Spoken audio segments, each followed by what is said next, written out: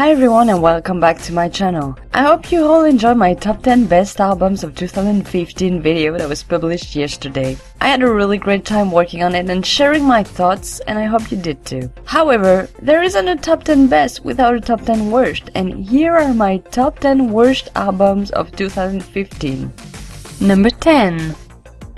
Am Yamasaki 6. Am Yamasaki didn't shine this year, and 6 is a mini album that left no impression on me whatsoever. It's not a worst, but it had no flavor, which made me listen to it once and I was done. Number 9. Kodakumi Summer of Love. A best of based on Kodakumi's best summer songs should have been a great thing. Unfortunately, this best of fell short on good content, and even the good enough new songs couldn't save it from being less than interesting. Number 8. Kylie Minogue, Kylie Christmas. Kylie Minogue fell into the obligatory Christmas cover album and really didn't deliver by keeping it too safe and unoriginal with songs that you heard over and over again without making it any of them hers. The Christmas spirit fell very short. Number 7. Ellie Goulding, Delirium. A good case of a very repetitive pop album, Delirium didn't manage to get the magic of Ellie Goulding's first 2 albums back and instead tried to follow the pop music trend by giving an album that sounds pretty much the same for over an hour.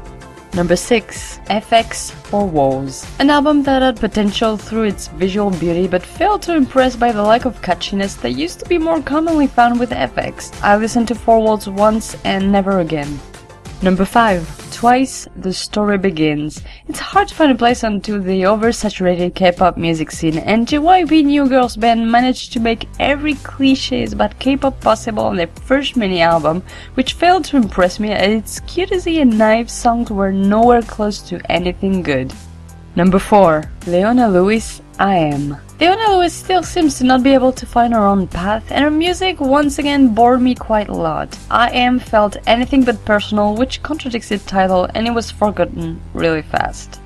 Number 3. Mika, No Place in Heaven. A weak comeback for Mika, who used to be someone I was excited to hear about. This time, however, I wasn't convinced, as No Place in Heaven had many problems, including a tracklist order that kept changing depending on which country you bought it from, and yet the biggest problem being that it tried too hard to be an addictive pop album and failed. Number 2. Mika Nakashima, Tears and Dears. Mika Nakashima is amongst my favorite singers, so you can imagine that it pains me to put her here. But with best-ofs like Tears and Dears, you can feel how contractual those releases were. Not only did they brought nothing new, but the visuals were as lazy as the content.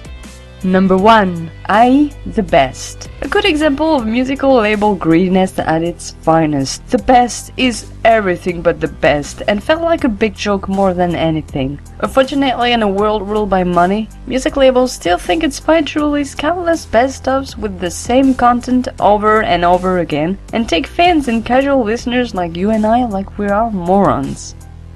Thank you for watching my top 10 worst albums of 2015. Now, it's your turn to tell me what albums disappointed you the most. Feel free to leave a comment and tell me your own top 10. Also, don't forget to check out my top 10 best albums of 2015. And as for me, I'll see you in 2016.